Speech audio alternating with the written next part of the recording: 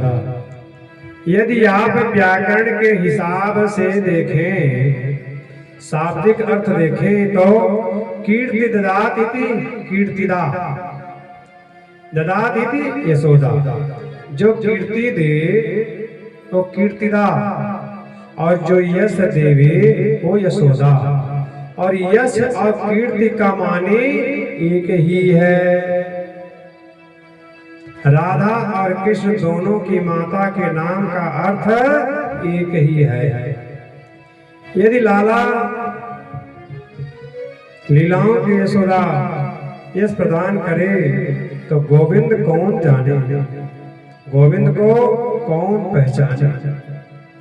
ऐसा सुंदर चरित्र कृष्ण के मैया जब नृत्य कर रही, लाला को 2-2.5 वर्ष का कृष्ण रुनुक झुनुक पायल बज रही है।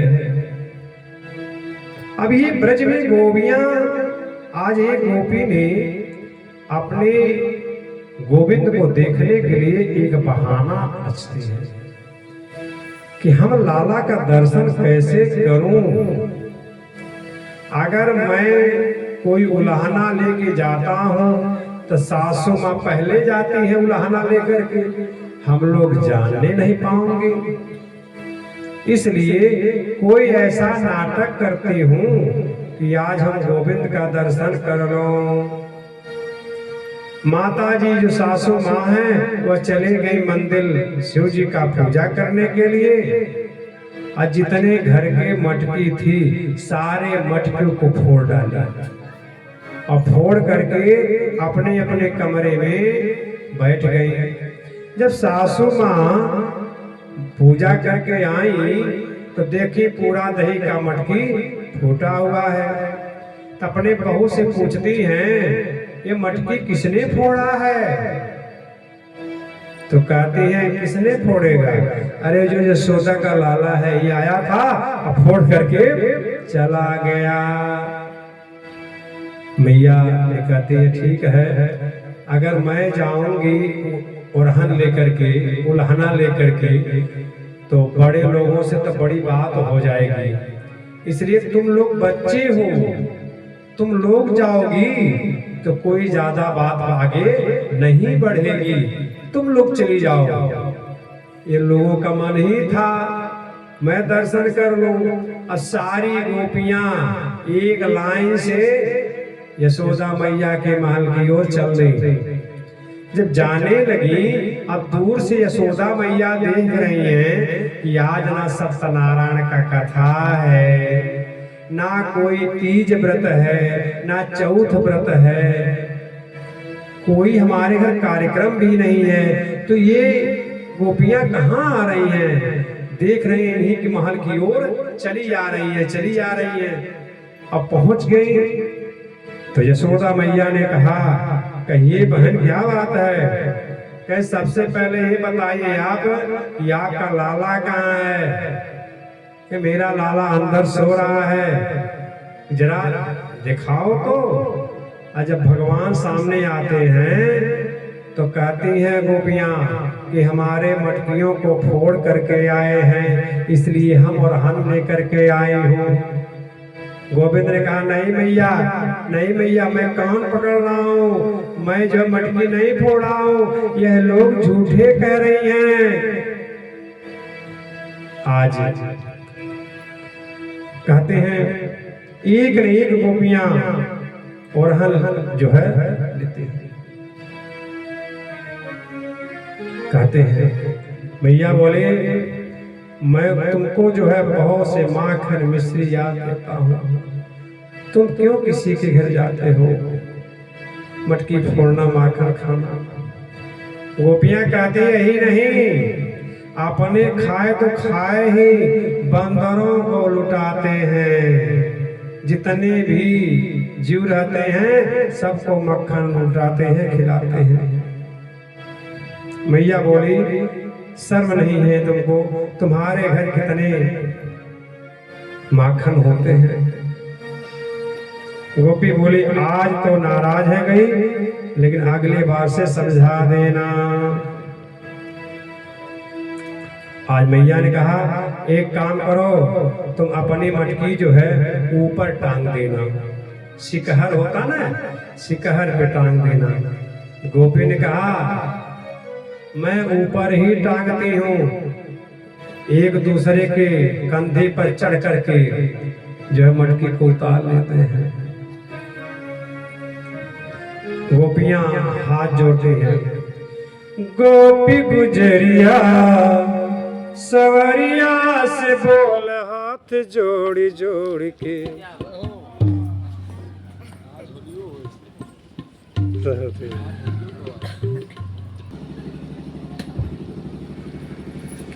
गोपी गुजरिया सवरिया से बोल हाथ जोड़ी जोड़ के, हाथ जोड़ी जोड़ के, काहे खाला मोर दहिया छोड़ छोड़ के, काहे खाला मोर दहिया छोड़ छोड़ के, काहे खाला मोर दहिया छोड़ छोड़ के, काहे खाला मोर दहिया छोड़ छोड़ के। गोपी गुजरिया, गोपी गुजरिया सवरिया से बोल हाथ जोड़ जोड़ के, हाथ जोड़ जोड़ के, काहे खाला मोर दहिया छोड़ छोड़ के, काहे खाला मोर दहिया छोड़ छोड़ के, काहे खाला मोर दहिया छोड़ छोड़ के, काहे खाला मोर दहिया छोड़ छोड़ के, काहे खाला मोर दहिया छोड़ छोड़ के। कहते हैं आज मैया यशोदा के सामने कृष्ण सफाई प्रस्तुत कर रहे हैं, मैया मैंने कोई माखन मिश्री नहीं खाया है। सुखदेव जी कहते हैं परीक्षित इस दृश्य को देखना, माँ यशोदा ब्रह्म का कान पकड़ते हैं, कृष्ण डर के मारे थार थार कांप रहे हैं। मैया ने कही ज्यों ज्यों तो गलती करता है तो बहुत बिगड़ गया है। आज खेलते खेलते ब्राह्मण घाट पर के चले गए और भगवान कृष्ण पहुंचे, थोड़ा सा मिट्टी का ढेला लिए और गटक गए। अभी कृष्ण का उम्र जो है तकरीबन 3.5 वर्ष के हुए। अब मिट्टी का ढेला जो है धीरे से गटक गए। कुछ ब्रजवासी बोले लाला ने तेरे माटी खाई है। क्या कहते हैं? तेरे लाला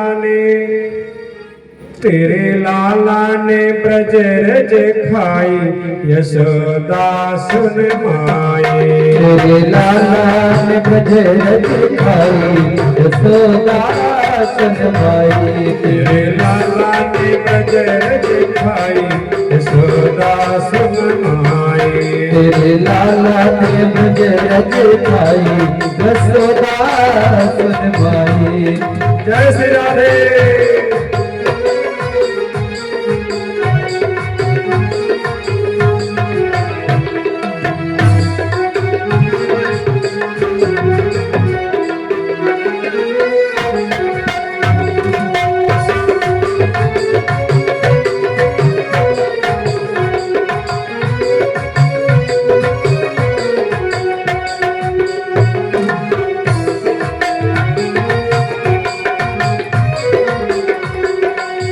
छोटो सो माटी को ढेलो, छोटो सो माटी के ढेलो, तुरंत श्याम ने मुख में मेलो।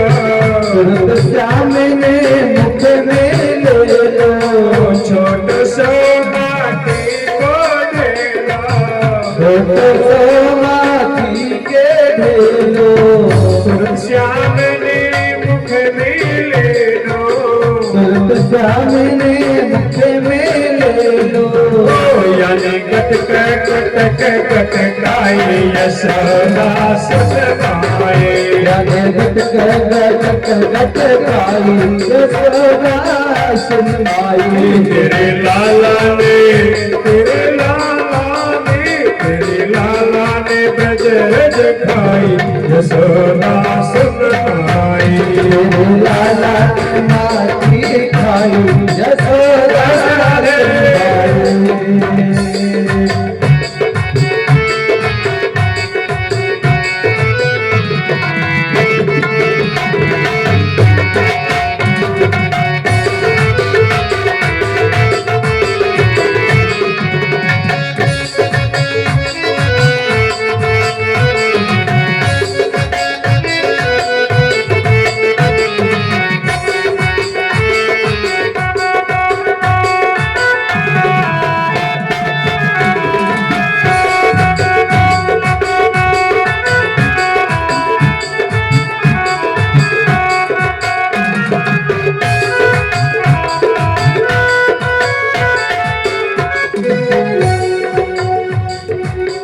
दूध दही कब होना खाए, दूध दही कब होना खाए, दूध दही कब होना खाए, दूध दही कब होना खाए।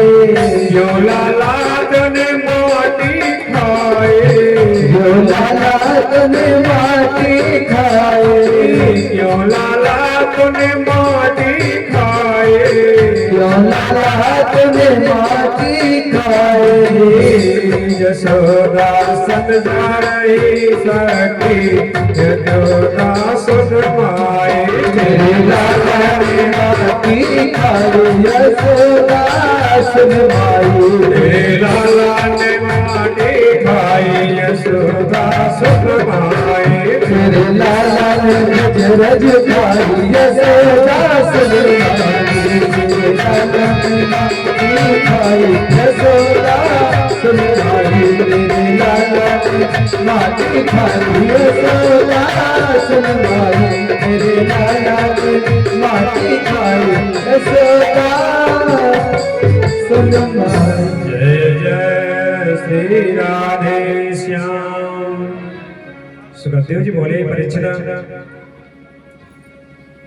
नाहम भक्षित वाक्यम सर्वे मिथिलासितु यदि सत्यम मृत सत्यम पश्रेश हम। मैया ने कहने लगी कि तो जो है अपना मुख खोलो, तभी मैं विश्वास मानूंगी तूने माटी नहीं खाया है।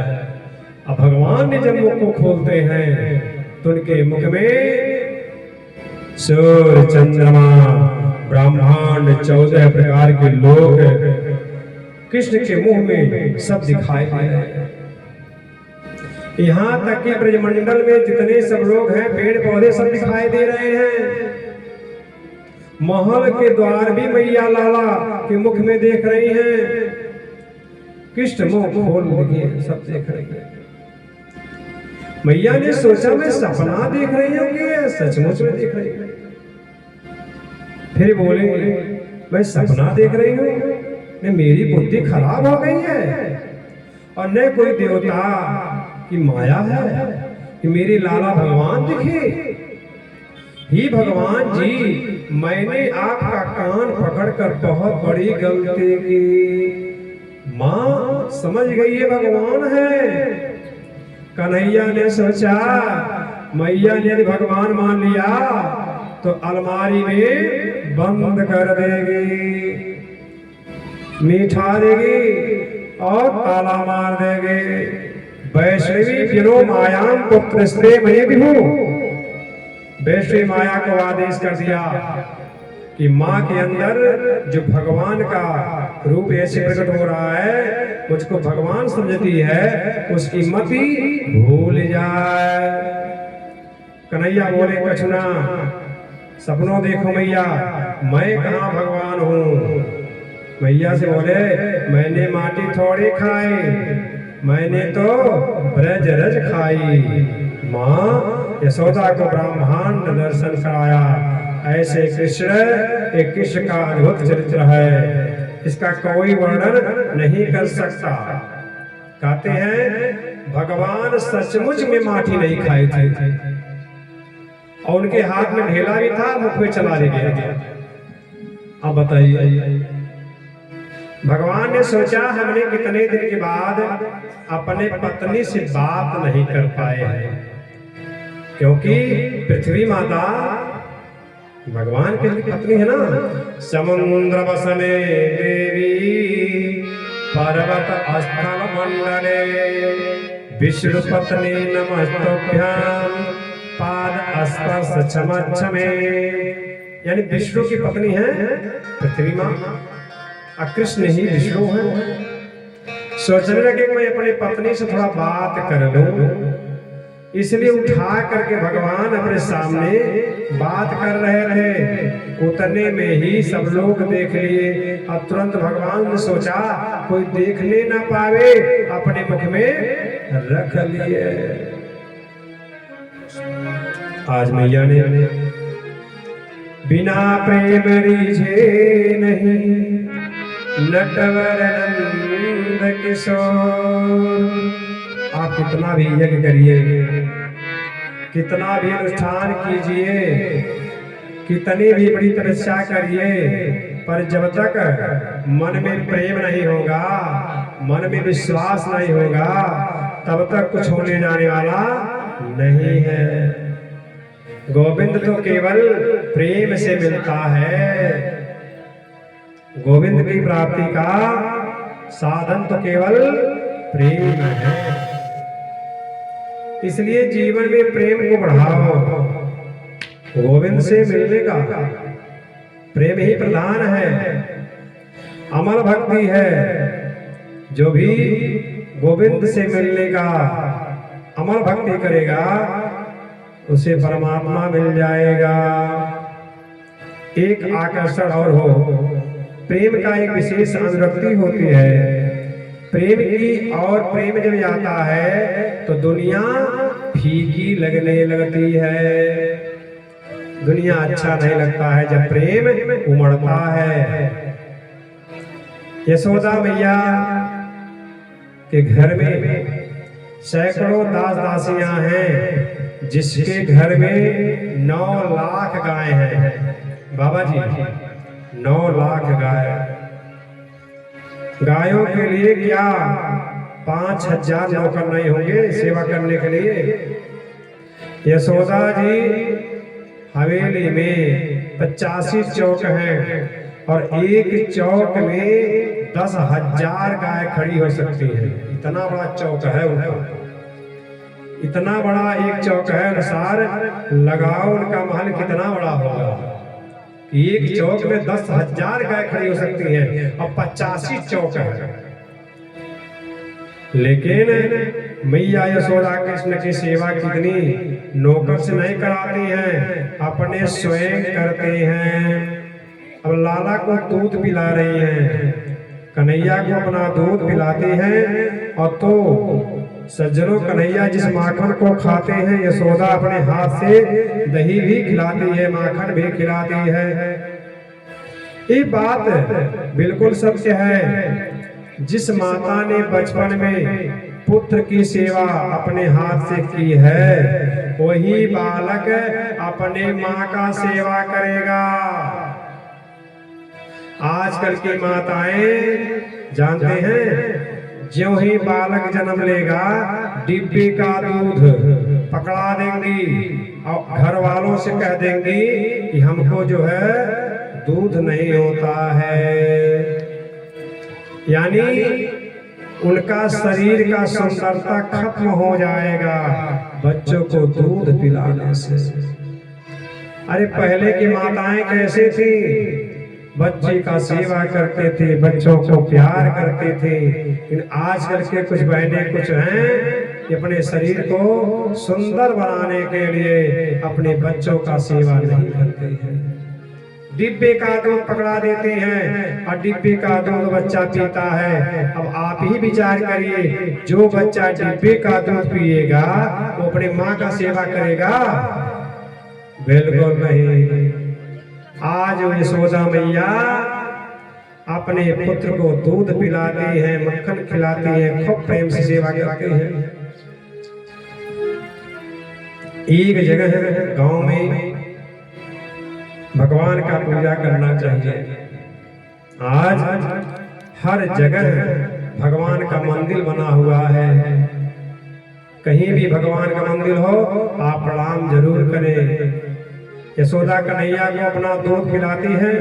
माताओं को चाहिए कि वो बच्चों का अपना दूध पिलावें, उसे शुद्ध संस्कार दें। माता का दूध पीने से बच्चा बहुत प्राकांड विद्वान होता है, उसका बुद्धि प्रखर होती है माँ का दूध का पान करने से।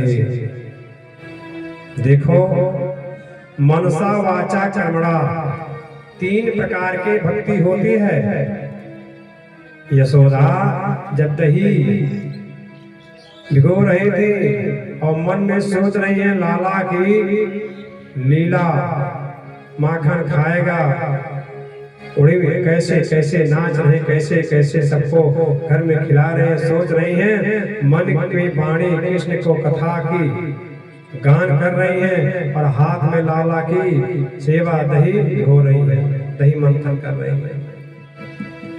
और माताएं का यह है, कोई भी काम करती हैं कुछ न कुछ गुनगुनाती हैं, भगवान का भजन करते हैं।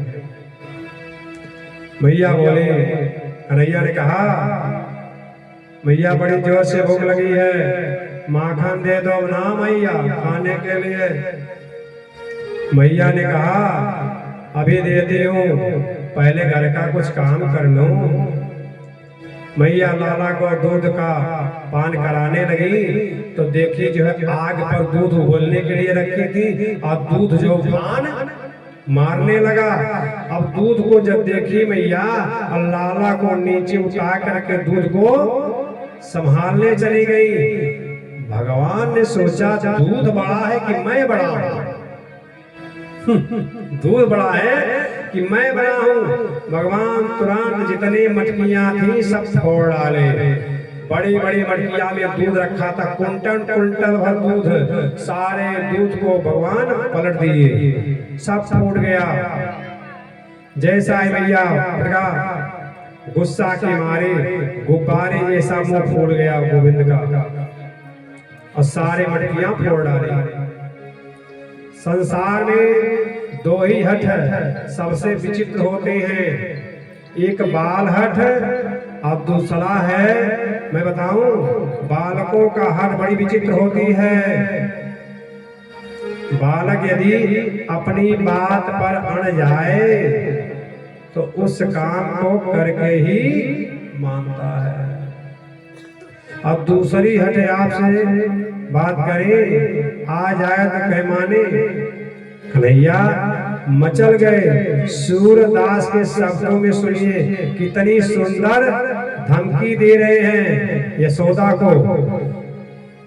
मैया मैं तो चंद्र खिलौना लइयो, मैया मैं तो चंद्र खिलौना लइयो, मैया मैं तो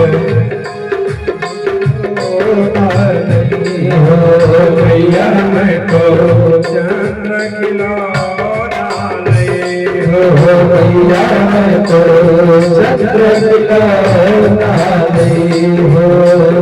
सुरभि को पान न करियो, सुरभि को पान न करियो। एक गाय का नाम है सुरभि। सुरभि गाय का दूध पीते थे भगवान, कह रहे हैं सुरभि गाय का दूध मैं नहीं पीऊंगा। सुरभि का पान करियो, सुरभि गाय पान न करियो। मेरी सिर ना कोइयो, मैया मैं तो चंद्र खिलौना लइयो, मैया मैं तो चंद्र खिलौना लइयो, मैया मैं तो चंद्र खिलौना लइयो। जय श्री राधे।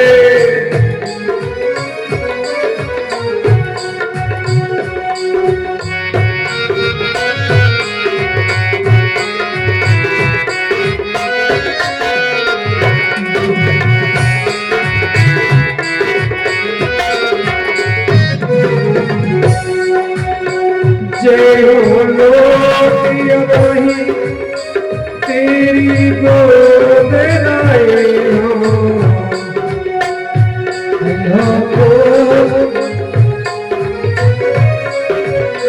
जय हो लोटिया वही तेरी गोद लाई हो जय हो लोटी रन पर आभारी जय हो लोटी रन पर आभारी तेरी गोद लाई हो मैया मैं तो चंद्र खिलौना लाई हो मैया मैं तो चंद्र खिलौना लाई हो मैया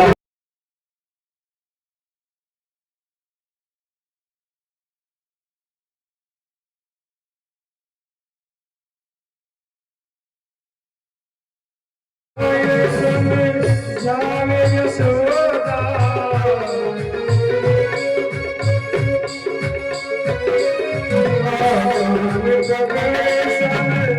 जावे यशोदा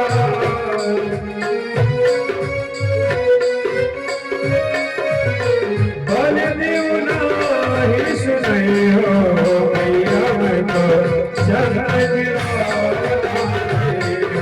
मैया मैं तो चंद्र खिलौना लाई हो मैया मैं तो चंद्र खिलौना और क्या कहते हैं मेरी सुन ले सो मैया एक यशोदा मैया मेरी सुन ले सो मैया मेरे सुने यशोदा मैया वही पिता है कर रही हो मैया मैं तो रही हो मैया मैं तो चंद्र खिलौना लाई हो मैया मैं तो रही हो मैया मैं तो चंद्र खिलौना लाई हो भगवान कहते हैं कि मैया अब चंद्र खिलौना बाद में दियो पहले विवाह ही करवा दो क्या कहते हैं कराते शादी मोर मैया कराते शादी मोर मैया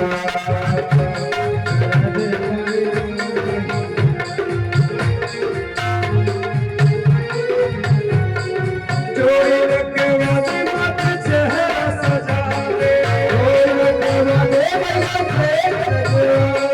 जोड़ी रखवाली मत चेहरा सजा दे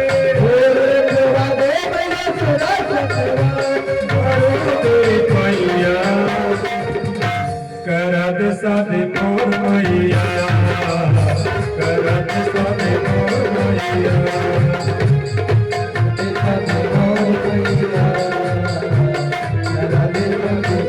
भैया कहती है हमने लड़की देख ली है और लड़की का नाम क्या है लड़की मैंने देख ली है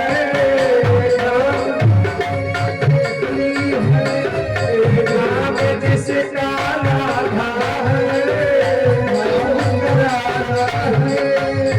लड़की मैंने देख ली है नाम जिसका राधा है लड़की मैंने देख ली है अब किसका राधा है खुशी संग जिंदगी दिखाए बड़ा भैया मोर भैया करा दो शादी मोर भैया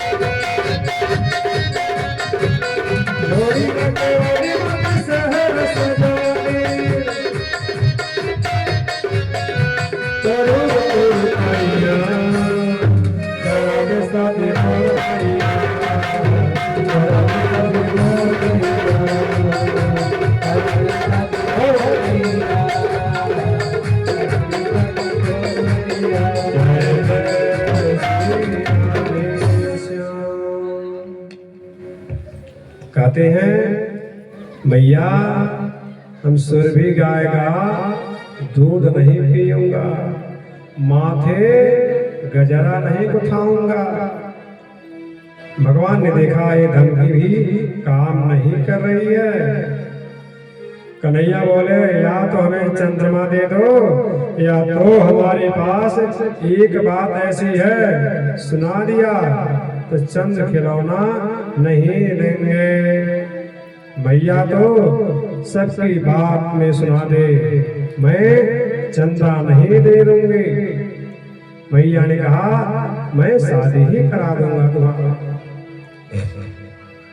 दौड़ करके यशोदा के लाला अंक भर लिया और गौर में बिठा दिया। एक मीठी बात कहूं? बोले हाँ कहो। कि नाराज मत होना, माखन से भी कोमल है, सुंदर तेरे ताए एक बहू लाऊंगे। भगवान ने कहा ठीक है। आज कन्हैया आनंद से रह रहे हैं और मैया जो है बुट्टी ले आकर के छोटा सा गुड़िया ला करके दे देती है, तेरी दुल्हन है। मैया बोले हे भगवान, सवेरे से मुझे भरे परेशान कर रहा है और कभी माखन मांगे, कभी चंदा मांगे, कभी बहू मांगी, मेरा दूध फल गया और गोदी से नीचे डाल के चली गई। और भगवान पुनः वही कार्य कर दिए, सारे को तोड़ डाले।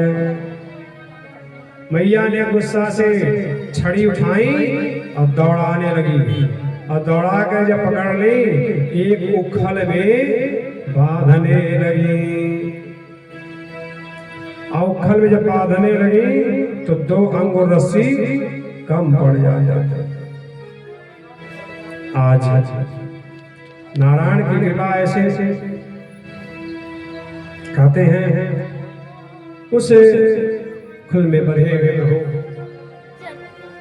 बध गए और बधने के बाद मैया कुछ काम करने लगे और हाथ से धीरे से उखल को घुटमुन जा करके उस पेड़ में जो है से और जो ही अटका दिए और खींचते हैं दोनों वृक्ष हिमाचल राम से। और जब दोनों पेड़ गिरे उसमें से 2 पुरुष निकले खूब सुंदर का। वो भगवान के ऐसा स्पर्श होते ही दोनों का उद्धार हो गया। आज वहां पे सब लोग जुट गए, ऐसे माँ जो है उखल में बांधे चले गए। यही सद ग्रंथ कहते हैं, यही सब भक्त गाते हैं। यही सद ग्रंथ कहते हैं, यही सब भक्त गाते हैं। यही सद ग्रंथ कहते हैं, यही सब भक्त गाते हैं। यही सद ग्रंथ कहते हैं, यही सब भक्त गाते हैं। जाने कौन गुण तेरी दया निधि रिझ जाती है। जाने कौन से गुण दया निधि रिझ जाती है। जाने कौन से गुण पर दया निधि रिझ जाती है। जाने कौन से गुण पर दया निधि रिझ जाती है। यही सदगत कहते हैं, यही सब भक्त गाते हैं। यही सदगत कहते हैं, यही सदगत गाते हैं। यही सदगत कहते हैं, यही सब भक्त गाते हैं। सदगत गाते हैं, भाग्य राधे। जय जय श्री राधे श्याम। ब्रजवासी बोले भैया तो बड़ी भोरी है, काहे को लाला को बांधी, ये तो नारायण की कृपा ही कि सुरक्षित बच गए। मैया ने लाला को आंख में भर लिया, नंद ने बहुत डांटा। मैया लाला से बोले तुझे लगी तो नहीं? कृष्ण तो इस लीला में नारद के श्राप का पूर्ण करना था। नारद को श्राप दिए थे दोनों वृक्ष को, वह वृक्ष का उद्धार हो जाए। गोविंद को गोद में लेकर के मैया पन्ना में सुला दिया। भाव से गा रही हैं, भजन सुनते सुनते कन्हैया सो गए। ब्रजवासी के मन में कृष्ण के प्रति अद्भुत वात्सल्य है। वात्सल्य भाव दोनों कृष्ण की जरा सी भी असुविधा नहीं होती कि कुछ असुविधा हो जाए। ब्रजवासी को प्रिय नहीं लगती, उनके मन में कष्ट हो जाता। ऐसा क्यों? नंद बाबा ने आज पूरे ब्रजवासियों के सामने एक किया। ब्रजवासियों से बोले भैया जात दिन से लाला को जन्म भयो, कोई ना कोई राक्षस यहाँ आते रहते हैं। मैंने तो अपने मन में संकल्प किया है कि हम गोकुल में नहीं रहेंगे। यहाँ हमारे लाला को सुख नहीं, जहाँ मेरा कन्हैया सुविधा से नहीं रह सकते, ऐसे जगह रहना ठीक नहीं है। चलो हम लोग वृंदावन चले।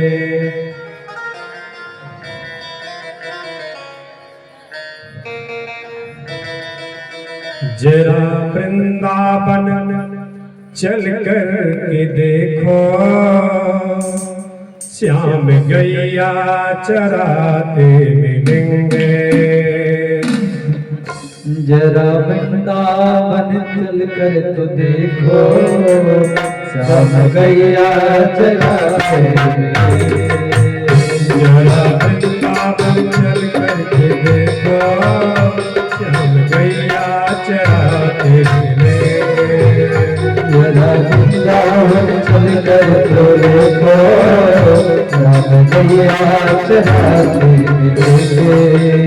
झूला झूलती मेरे श्याम प्यारे, श्याम झूला झूलाते मिलेंगे।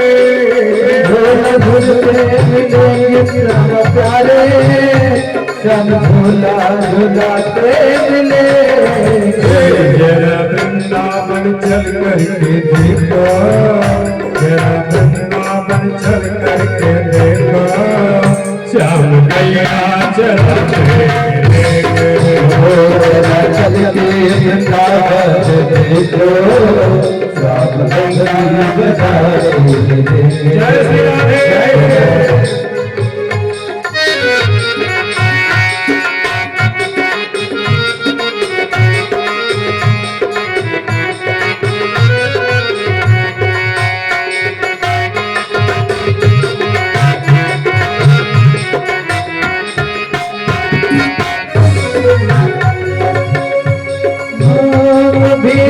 गई होगी राधा प्यारी, मेरे मोहन बनाते मिलेंगे। कभी रोज होगी राधा प्यारी, मेरे मोहन बनाते मिलेंगे। जरा चल के जरा चल के वृंदावन देखो, श्याम बस्ती सजाते मिलेंगे। चल के वृंदावन देखो, श्याम गैया चराते मिलेंगे। जरा चल के वृंदावन देखो, श्याम बस्ती बजाते मिलेंगे। चल के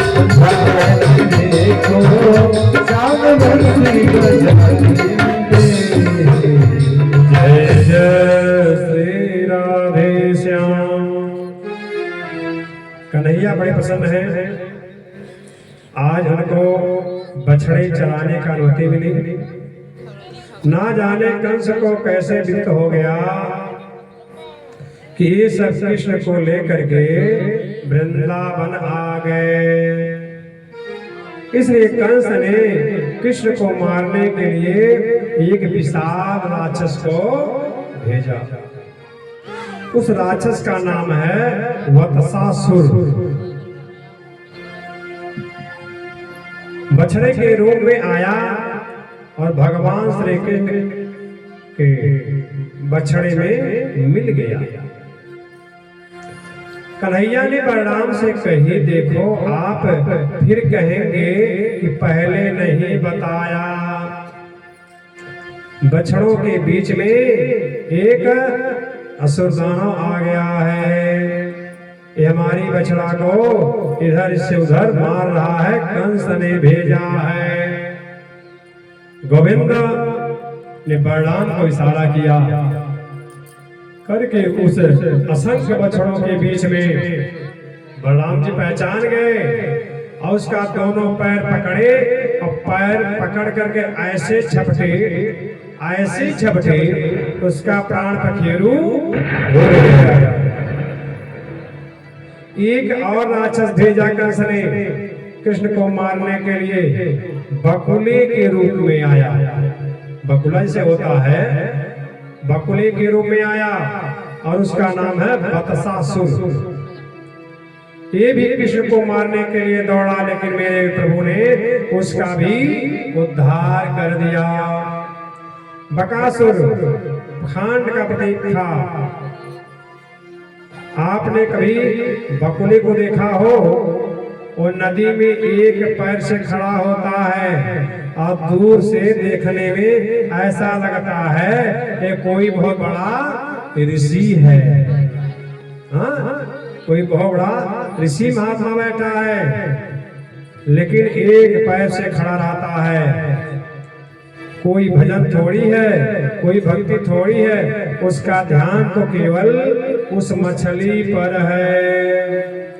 नीचे चलने वाले मछली को देखते ही गप से उसे खा लेता है।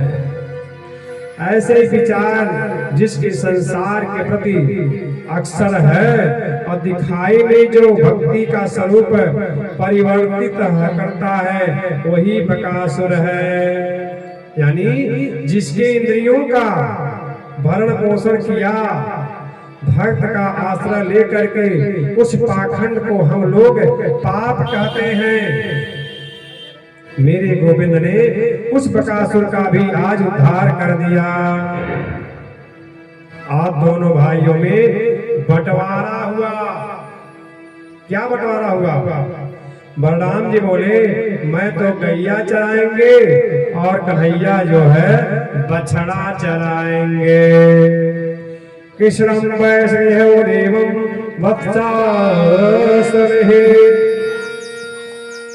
आज मैया से जो है कहते हैं, भगवान बछड़ा चराने जा रहे हैं और बलराम जी गाय चराने जा रहे हैं। छोटी छोटी गैया, छोटे छोटे ग्वाल, छोटी छोटी गैया, छोटे गाय, छोटो सो मेरो मदन गोपाल। छोटी छोटी गैया, छोटी छोटी गाय, छोटी छोटी गैया, छोटी छोटी गाय, छोटे सो मेरो मदन गोपाल। छोटे गैया, छोटे छोटे छोटे सो मेरो मदन गोपाल। छोटी छोटी गैया, छोटी छोटी गाय, छोटे सो मेरो मदन गोपाल। आगे आगे गैया, पाछे पाछे ग्वाल। आगे आगे गैया, पाछे पाछे ग्वाल।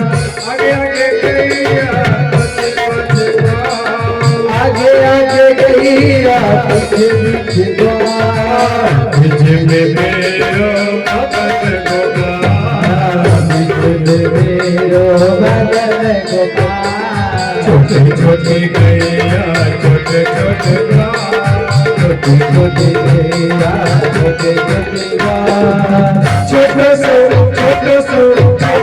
मेरो मदन गोपाल। छोटे सो मेरो मदन गोपाल।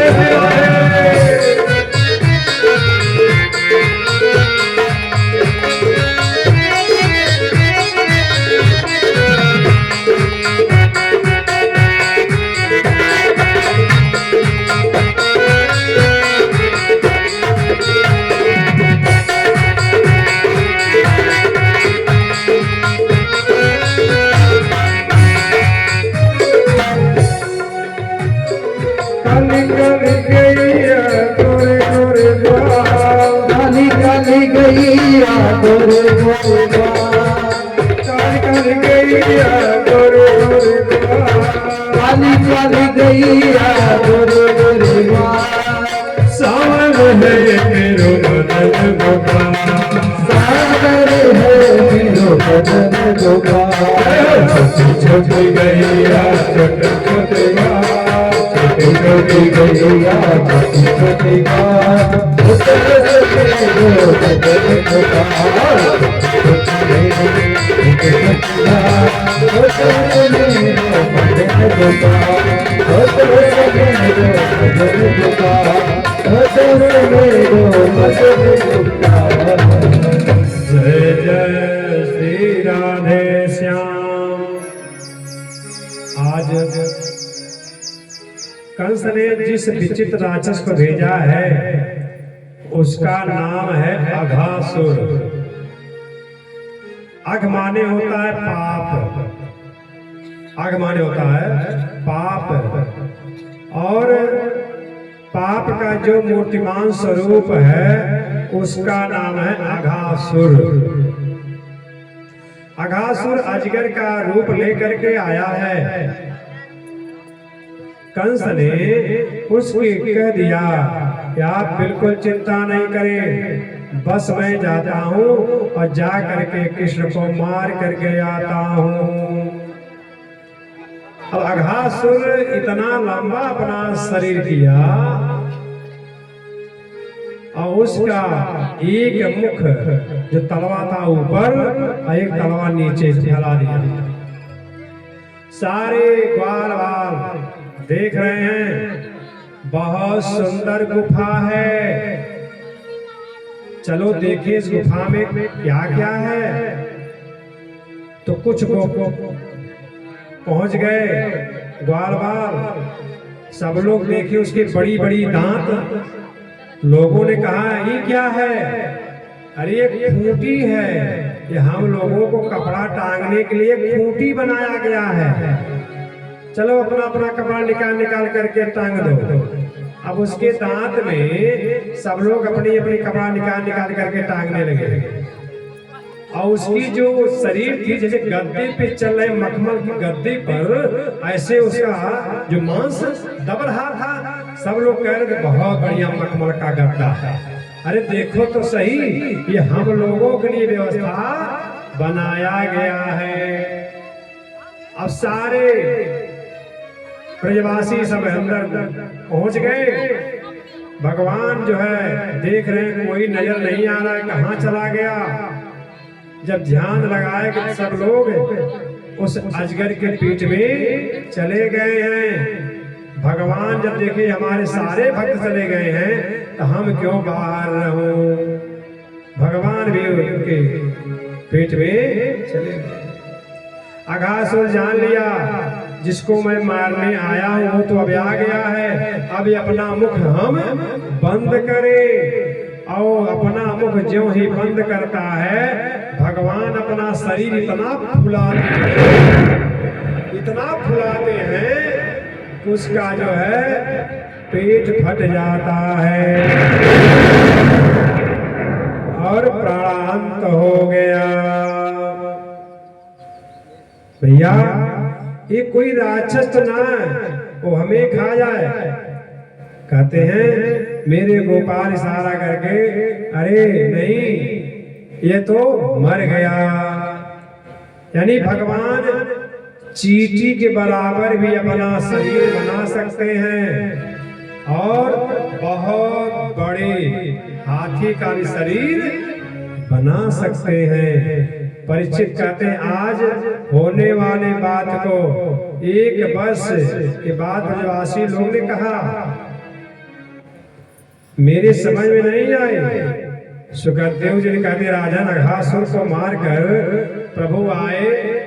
1 वर्ष तक कृष्ण के मित्र सखा ये सब चले गए थे ब्रह्मा के लोक में। ब्रह्मा ने इनको हरण कर ले गया, हम समझे नहीं। कहते हैं अघासुर को मार करके भगवान जब आए तो कन्हैया ने सब मित्रों को भैया बड़े जोर से भूख लगी है। जैसे ही छीके से सामग्री उतार कर बैठे इतने में सुंदर मनोहारी गोविंद बाल मंडली में बीच में बैठ गए। जैसे आप लोग गाय चराने कभी गए होंगे 2-4 भाइयों के साथ, तो सब लोग अपना अपना जो भोजन लेके जाते हैं इकट्ठा करते हैं, करते थे ना। किसी की माँ पूरी बनाई है, किसी का माँ परेठा बनाई है, किसी की माँ रोटी बनाई है, किसी का माँ अचार रखी है, किसी का माँ दम भरी पूरी बनाई है। तो सब लोग जो है अपना अपना जो है वहाँ रखते हैं, अपने में बांट करके सब लोग खाते थे। ऐसे गोविंद भी बीच में बैठ गए और सब में से थोड़ा थोड़ा लेकर के खा रहे हैं और आनंद ले रहे हैं। तो ब्रह्मा जो है देखने आए कि ये पूर्ण ब्रह्म है, मुझे विश्वास नहीं हो रहा है। यह तो सब अहिर के बच्चों के साथ में खाना खा रहा है, सबका जूठन खा रहा है, ये भगवान नहीं हो सकता। अगर भगवान होता तो सबका जूठन नहीं खाता। तब ब्रह्मा ने जो है कृष्ण जो है बगल हो गए।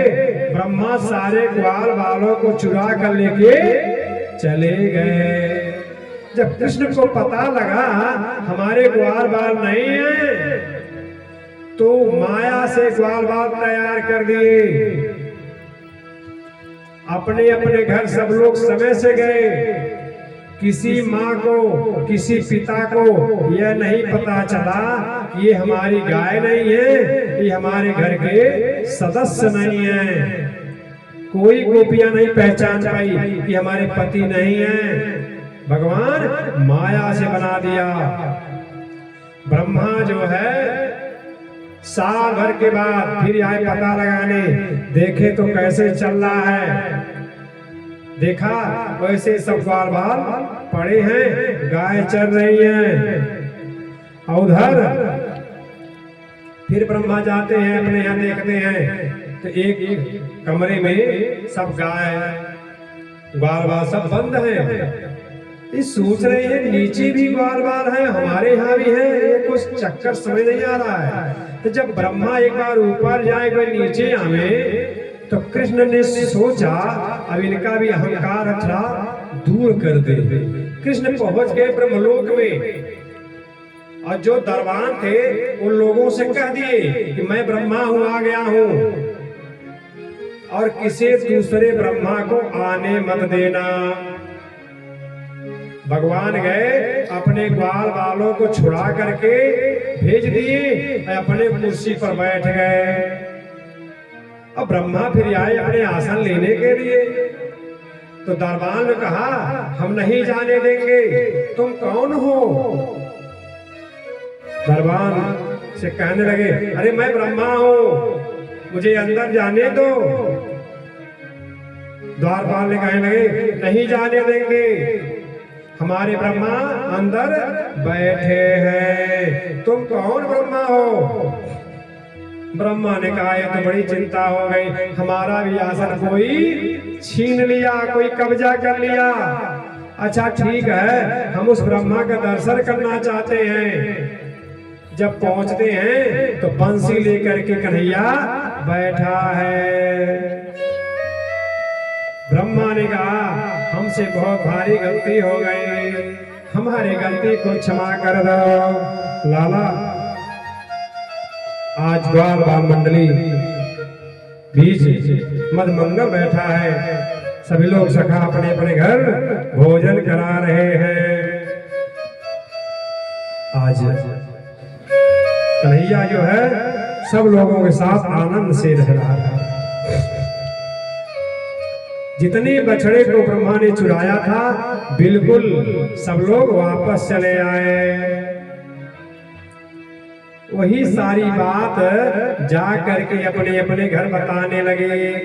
मैया जानती हो कि क्या कि आज जो है कन्हैया ने एक बहुत बड़ा अजगर को मार दिया है। अब मैया लोग सोचने लगी ये तो साल भर के पहले की बात है, हम लोग सुने हैं, ये लोग आज क्यों बता रहे हैं। कहते हैं 40 मंत्रों में स्तुति की ब्रह्मा ने अपने गलतियों को, मैंने बहुत बड़ा गलती किया, 40 मंत्रों से स्तुति किया, लेकिन भगवान ने क्षमा नहीं की। वो ब्रह्मा वज्र में नाचता है, जो चाहे उसका कान पकड़ लेता है, जो चाहे उसकी उंगली पकड़ लेता है। आज मैया यशोदा तो दोनों भाइयों ने प्रणाम किया। देखो परमात्मा तो अंतर्यामी है, लेकिन हमारी आंखों पर चश्मा जैसा होता है वैसा ही हम देखते हैं। जैसे हम चश्मे को अगर हरा रंग का शीशा लगवा दे तो हरा रंग सब दिखने लगेगा, लाल रंग का शीशा लगवा दे तो लाल दिखने लगेगा। यानी अपनी आंखों के शीशा को बदलवाओ तभी परमात्मा दिखेगा।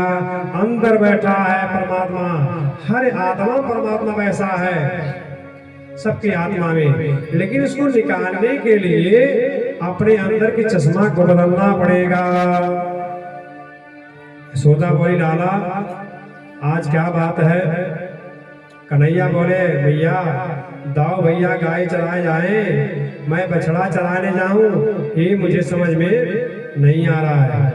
मैया बोली तू छोटा है ना इसलिए तू बछड़ा चराओ, वो बड़े हैं वो गाय चराएंगे।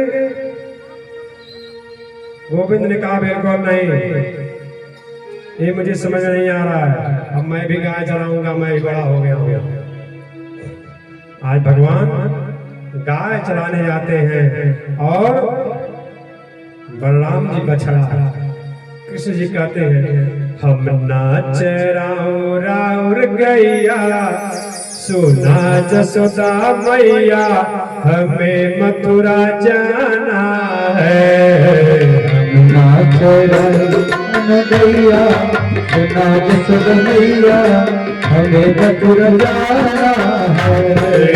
हम नाच राउर गैया, सुना जसोदा मैया, हमें मथुरा जाना है। हम नाच राउर गैया, सुना जसोदा मैया, हमें मथुरा जाना है। गौ चरावत के भूख लगत है, गौ चरावत के भूख लगत है।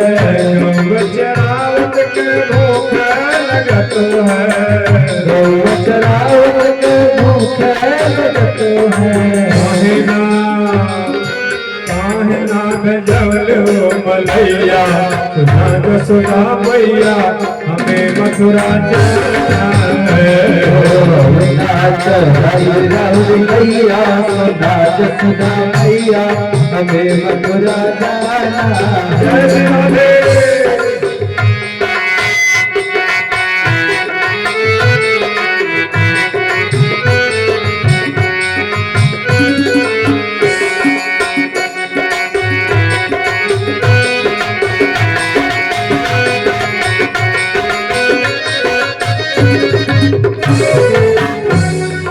गैया चरावत के प्यास लगत है, गैया चरावत के प्यास लगत है।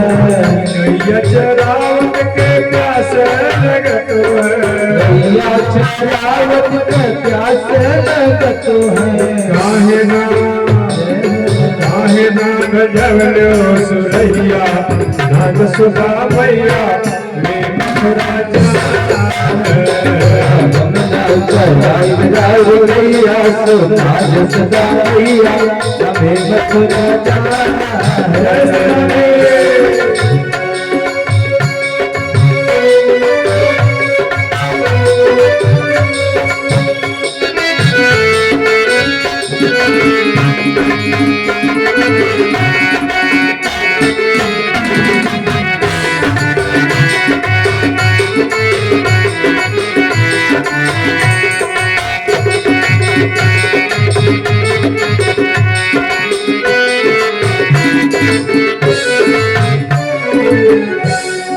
गौवा चरावत के कांटा सतु है गौवा चरावत के कांटा सतु है गौवा चरावत के कांटा सतु है गौवा चरावत के कांटा सतु है। काहे नाथ जवलो पनिया नाग सदा मैया हमें मथुरा जाना है। मैया सुनाज सदा मैया हमें मथुरा जाना है। गैया नाग सदा मैया हमें मथुरा जाना है। मैया सुनाज सदा मैया हमें मथुरा जाना है। हमें मथुरा जाना है। हमें मथुरा जाना जय जय श्री राधे श्याम। आज कंस ने एक राक्षस को और भेजा मारने के लिए, तो गधे का रूप बनाकर धेनुकासुर कहते बलराम जी को मारने दौड़ा। गधे की जो दुदली बड़ी जोर से लगती है चोट, बलराम ने उसकी दोनों पैर पकड़ करके ऐसा घुमाया कि 7 बार आसमान में घुमा करके धड़ाम से चली और धेनुकासुर का उद्धार हो गया। आज दिन में यशोदा का मन नहीं लगा। अब तक तो लाला मेरे पास सदा आता, आज गौ चराने दूर चला गया है। दिन भर कन्हैया कुछ भी नहीं खाया। हर माँ सोचती है, जितनी माताएं यहाँ बैठी हुई हैं, कि आज बेटा पहली बार विद्यालय गया है पढ़ने के लिए। घर में रहता है तो कितनी बार हम उसके लिए परेठा बनाती हूँ, दूध पिलाती हूँ, खिलाती हूँ। आज मेरा बेटा विद्यालय गया, वहां पे पता नहीं टिफिन को खोल के खाया है कि नहीं खाया है। हर माँ अपने बच्चे को प्रति चिंता करती हैं। आज यशोदा मैया सोच रही हैं कि हम उनके साथ में नहीं हैं, हमारा लाला गाय को कैसे चला रहा है। यही भाव देवकी मैया सोच रही हैं। जेल में है ना, देवकी मैया सोच रही है कि हमारा लाला कैसा होगा, मेरा लाला कुछ खा रहा है कि नहीं खा रहा है, कुछ पा रहा है कि नहीं पा रहा। क्या कहते हैं, पंख जो होते मैं उड़ जाती, नंद बाबा की गाँव उमड़ रही है हृदय बेदना, बही दूध का धार लाल मेरे रोवत हुई है कि भूखे सोवत हुई है, लाल मेरे रोवत हुई है कि भूखे सोवत हुई है। ये भावना देवकी मैया का भी। आज यशोदा मैया सोच रही है यार लाला गाय चराने गया है, कुछ खाया नहीं है। जब देख रही है गाय के झुंड आ रही है, गाय का झुंड आ रही है और भगवान गाय के बीच में खड़े हैं, जो पसीना होता है ना, गर्मी का सीजन है, पसीना हुआ है। अब पसीना होने के बाद जो गाय का धूल उड़ रहा है तो भगवान के चेहरे पर पड़ रहा है, अब पूरा चमक उनका पड़ रहा है। तो कवि ने उनका वर्णन किया है, पाणे जी मधुराष्टकम का कवि ने वर्णन किया कि जगत गुरु बल्लभाचार्य ध्यान में इस झांकी को देख रहे हैं कि कन्हैया का मुखमंडल सफेद रंग के मोती चिपकाए हैं। क्या ऐसा सुंदर झांकी है। जगत गुरु बल्लभाराम ने झांकी को देख रहे हैं। हम लोग मधुराष्टकम कहते हैं। अधरम मधुरम अधरम मधुरम वदनम मधुरम अधरम मधुरम वदनम मधुरम नयनम मधुरम हसितं मधुरं हृदयं मधुरं गमनं मधुरं मधुराधिपते रखिलं मधुरं मधुराधिपते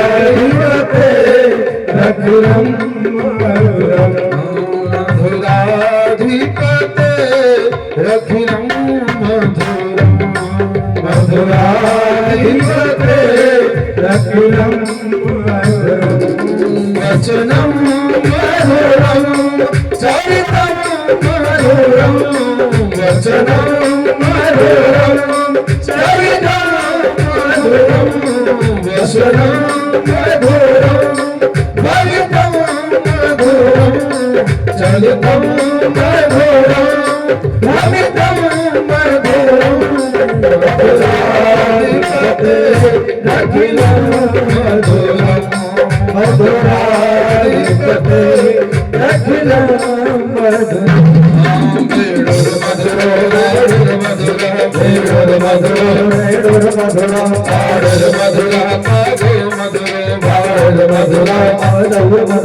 नित्यं मधुरं सत्यं मधुरं नित्यं मधुरं सत्यं मधुरं मधुराधिपते रखिलं मधुरं मधुराधिपते रखिलं मधुरं गीतं मधुरं गीतं मधुरं गीतं मधुरं गीतं मधुरं भक्तं मधुरं सुक्तं मधुरं भक्तं मधुरं सुक्तं मधुरं रूपं मधुरं तिलकं मधुरं रूपं मधुरं तिलकं मधुरं मधुराधिपते रखिलं मधुरं मधुराधिपते रखिलं मधुरं करुणं मधुरं करुणं मधुरं करुणं मधुरं करुणं मधुरं हरणं मधुरं रमणं मधुरं हरणं मधुरं रमणं मधुरं गमितं मधुरं समितं मधुरं गमितं मधुरं समितं मधुरं मधुराधिपते रखिलं मधुरं मधुराधिपते रखिलं मधुरं गुंजा मधुरा माला मधुरा गुंजा मधुरा माला मधुरा यमुना मधुरा वीथि मधुरा मधुरा वीथि मधुरा सलिलं मधुरं कमलं मधुरं सलिलं मधुरं कमलं मधुरं मधुराधिपते रखिलं मधुरं मधुराधिपते रखिलं मधुरं ओके मधुरा लीला मधुरा ओके मधुरा लीला मधुरा मुक्तं मधुरं मुक्तं मधुरं मुक्तं मधुरं मुक्तं मधुरं कृष्णं मधुरं शिष्टं मधुरं कृष्णं मधुरं कृष्णं मधुरं मधुराधिपते रखिलं मधुरं मधुराधिपते रखिलं मधुरं ओके मधुरा गायो मधुरा ओके मधुरा गायो मधुरा मधुरा मधुरा मधुरा मधुरा फलकं मधुरं फलकं मधुरं मधुरं मधुराधिपते रखिलं मधुरं मधुराधिपते रखिलं मधुरं मधुराधिपते रखिलं मधुरं मधुराधिपते रखिलं मधुरं मधुराधिपते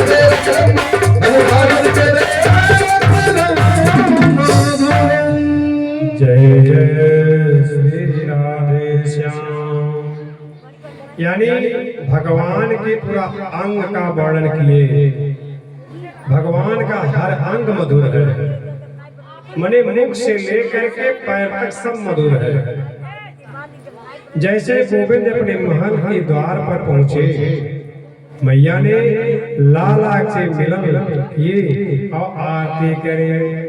अंदर ले जाकर के, बेटा मैंने तेरे लिए माखन मिश्री सब तैयार की है, बेटा जल्दी चलो तुम पालो।